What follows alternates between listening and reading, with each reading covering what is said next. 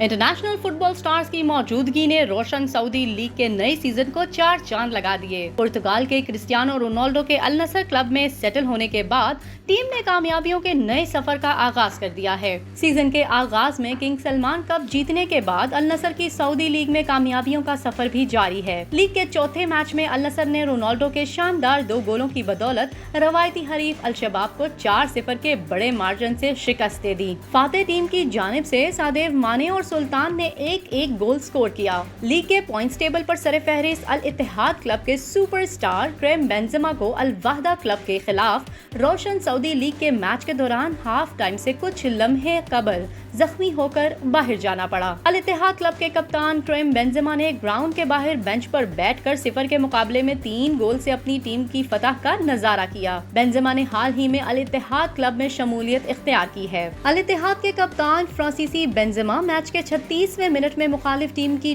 D के अंदर पास को हेडर करने के लिए मुड़ने की कोशिश में गिरे और बाईं टांग में शदीद तकलीफ महसूस करने लगे। वाज़ेह रहे कि फुटबॉल वर्ल्ड कप के शोहरत याफ्ता खिलाड़ियों में एक करीम बेंजेमा ने हाल ही में सऊदी अरब की मारूफ फुटबॉल क्लब अल इत्तेहाद में शमूलियत इख्तियार की है। अल इत्तेहाद क्लब ने कहा है कि स्टार खिलाड़ी बेंजेमा की टांग के मसल्स जख्मी हुए हैं, इन्हें मजीद तिब्बी मुआयना कराना पड़ेगा और फिलहाल मैदान में इनकी वापसी का वक्त नहीं बता सकते। सऊदी प्रोफेशनल लीग के सीजन में लीग टाइटल बरकरार रखने के लिए मारूफ स्ट्राइकर अल इत्तेहाद क्लब के लिए इंतहाई अहम खिलाड़ी समझे जाते हैं। इस वक्त पॉइंट्स टेबल पर अल इत्तेहाद और अल अहली 12-12 पॉइंट्स के साथ सरे फहरिस्त हैं, जबकि अल हिलाल का तीसरा, अल ताउन का चौथा, अल इत्तेफाक का 5वां, जबकि अल नसर का 6वां नंबर है।